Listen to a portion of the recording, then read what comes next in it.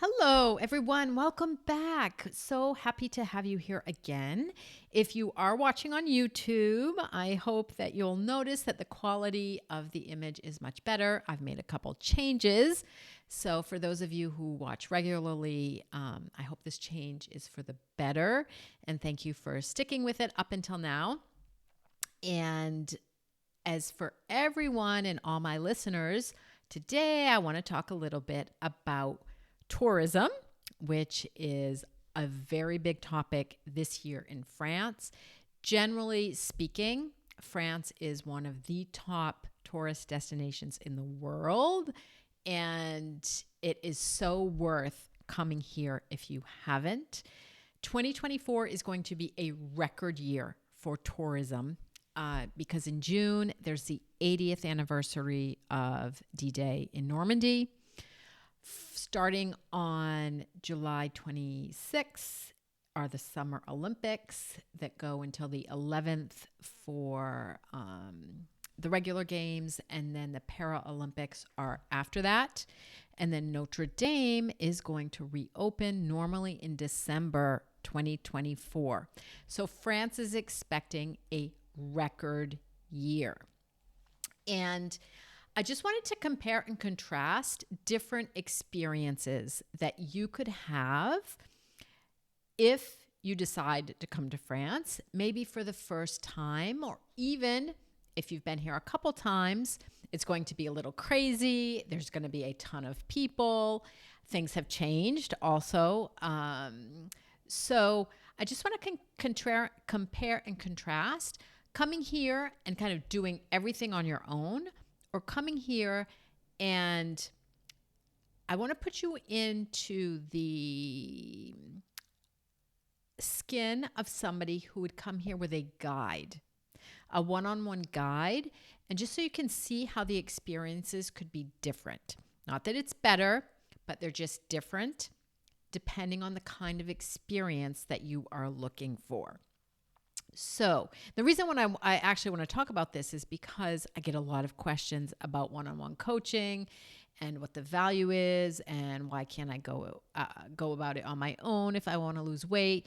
And so I think that everybody can relate to travel, and I know that my listeners love France. So I wanted to talk about also something that is extremely topical and relevant. So I hope you can all relate, and maybe some of the things I'll talk about today, you'll already have had the experience, because this is also based on experience, either my personal experience, or I've had a lot of visitors come to France. I've been here now for almost 31 years. Like, it's hard to believe, but and I've had so many visitors over the year, and they've had their struggles and their bumps, and so just let's compare and contrast a couple different ways to look at the travel experience.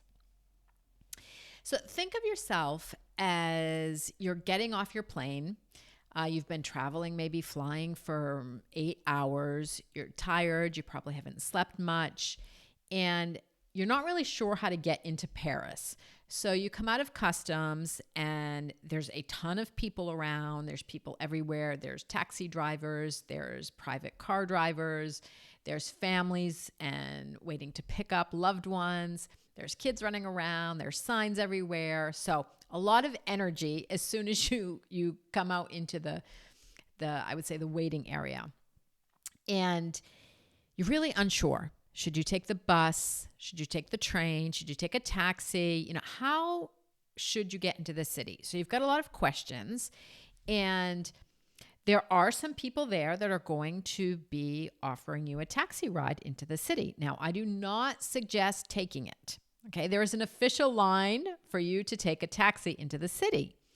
But if you are coming the first time, a lot of people are unsure. It might seem a little sketchy, but at the same time, they're saying, "Oh, it's going to save you money. You just have to pay cash." You're not really sure. Is there a fixed price or not? So you end up taking the person and going with them. but you're still a little nervous. Okay. You're not sure. Are you supposed to tip or not tip? Why is it taking so long? There's no air conditioning in the car. You're a little stressed, a little tired, a little worried, not very self-assured. Person might not speak English, but you get to the hotel. Okay. But that first experience was still a little unsettling. So you get to the hotel, you freshen up, and you decide you want to go out and do some sightseeing. You want to go to the Louvre and also, go have some lunch. So you decide to take the subway. So the subway in France is very, very safe. But what you didn't realize is that you can't buy a paper ticket anymore. They don't exist. They're being faded out. It's been going on now for a while. And there's actually not a salesperson in where you have to buy a ticket. In the station, you're looking for help. There's machines there, but they don't seem to be working. They're not taking your credit card. It's telling you to download an app. You can buy off the app, but you're actually not getting cell service. So it takes you about 15 minutes to purchase a ticket. So you get on the subway, it's crowded, you're standing up, you have to be careful of pickpockets. And when you get off, you actually get stopped by somebody who's controlling to see if you have the right ticket. We call them, it's a controller. And actually you end up paying a fine because you didn't buy the right ticket. And so you're not feeling extremely positive about this travel experience. But hey, the metro, it's easy to use, it's safe, it's relatively clean, you still get to where you want to go.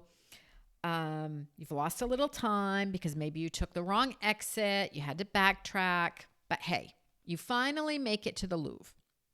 And when you make it to the Louvre, what you didn't realize is that you need to reserve ahead of time. So for anyone coming to France this year, if I have one piece of advice for you, reserve your tickets ahead of time because you realize that they're actually sold out for the next 2 weeks and you're not going to get to see the Mona Lisa that you've wanted to see now for years. You could stand in line for the next 2 or 3 hours and you might get in, but you're so disappointed because you didn't know you need to reserve. So you pass on the Louvre, but now you're getting pretty hungry because the airplane food also wasn't that great. And you find a restaurant, but you didn't realize that you needed to reserve. So you end up waiting half an hour, 45 minutes to get a table. Then you have to wait to get your menu. It's usually in French and English, but you want to order in French. You're really excited to test out your French. And you end up ordering, and then you sit there and wait, and you don't understand why you have to wait so long to get your food. And when they bring you your food, you realize that what you'd ordered was actually not what you wanted. You end up eating it anyway, and the bill is coming, and you're like, okay, well, actually, you want the bill, but you're sitting there, and nobody brings the bill. And you sit there and still nobody brings the bill. Now you're getting a little nervous. Do you have to tip or do you not tip?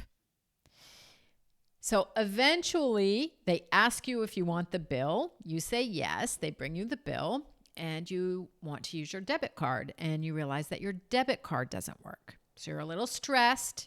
You end up either paying cash or with another credit card. You've got food in your belly. You've paid for it, but you're feeling a little stressed.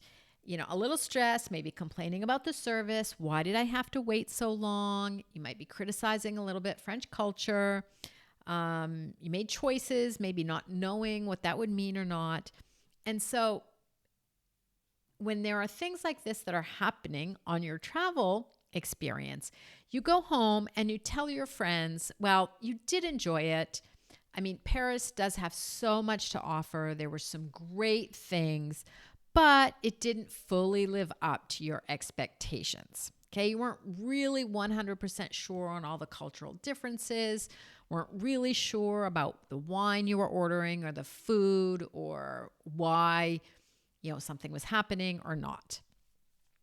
What I'd like to offer you is that your experience in Paris can be completely different. So I want you to think back, and if you got off that plane and there was a guide waiting for you who was going to help you navigate your trip to France. So it is a one-on-one guide.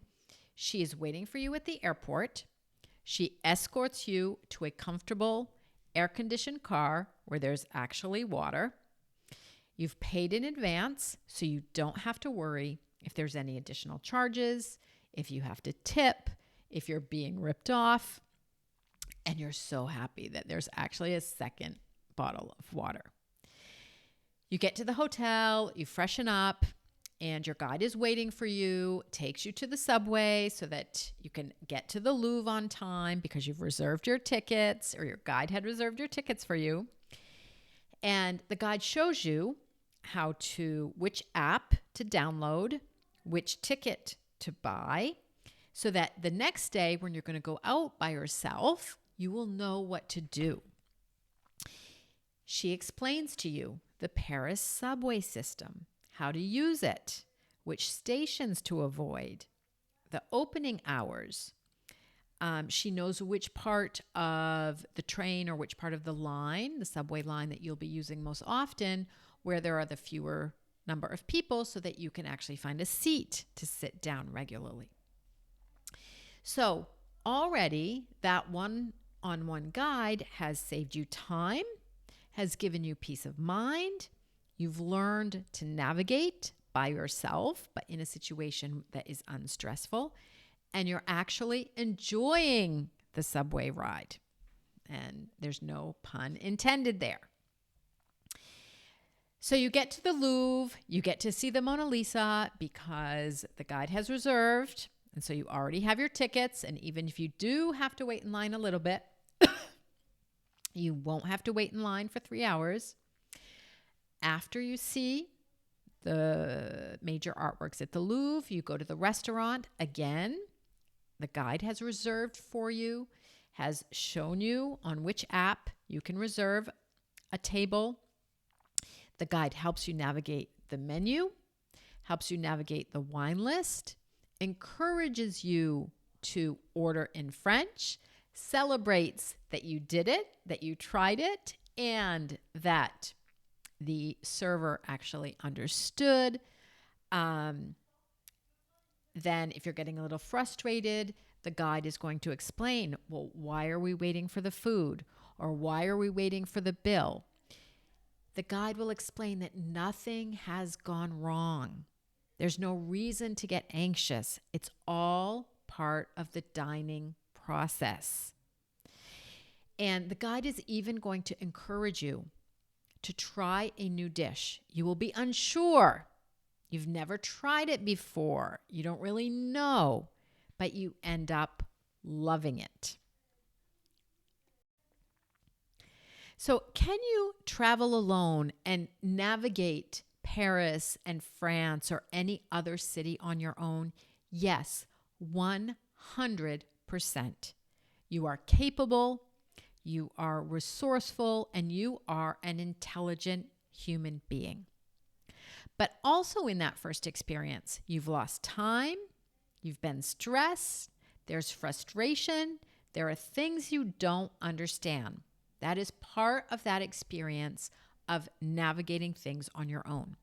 So the question is what kind of experience do you want to have while traveling? So if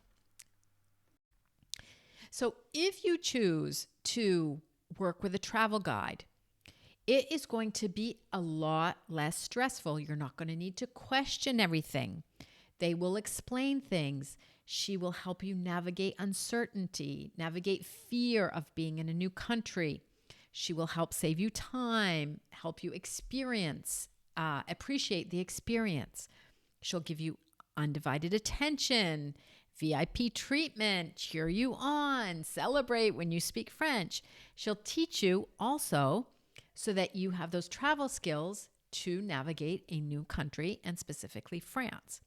So something that could be overwhelming, stressful, bumpy, with a lot of anxiety could be a completely different experience if you have an individual travel guide to accompany you for part of your journey. And that is exactly the parallel that I wanted to draw with also one-on-one coaching, because I work privately with clients one-on-one. And it's the question I get a lot, but can I do this on my own? Yes, you 100% can, but the experience isn't the same. Working one-on-one with a coach, I provide unparalleled emotional support, accountability, helping you manage your mind in those periods of stress, teaching you, encouraging you. You learn to recognize where you're stumbling, how to course correct. And the reason why I also work with a limited number of clients is I want to ensure top-notch attention, excellent service, and I am 100% convinced that my clients get all of the results that they came for because they also want the support of a one-on-one coach.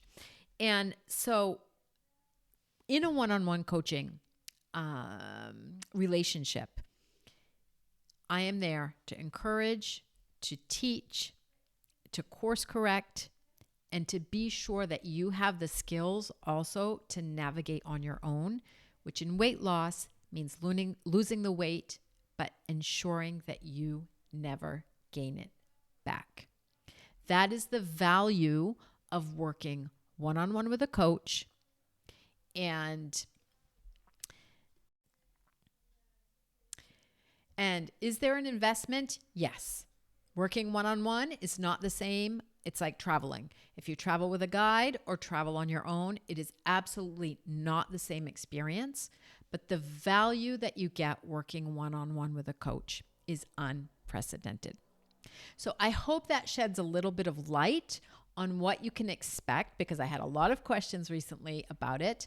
Again, if you want to talk about it, please DM me, reach out. In the show notes, you have all of the details how to reach me. In the meantime, if you are coming to Paris this year, I guarantee it, you will have a fantastic experience no matter how you choose to navigate. Just be aware there's going to be a lot of people, so please reserve in advance, anticipate, and for your restaurants, for the Louvre, for the Eiffel Tower, for all of your tickets, I don't want you to be disappointed. That's also what a coach does, is managing expectations and anticipate. So I'm also encouraging you, for you personally, if you're coming to France, enjoy it, but anticipate it. It's going to be a fun and fabulous year in this country. Have a great week, everyone, and we will be back soon. Ciao.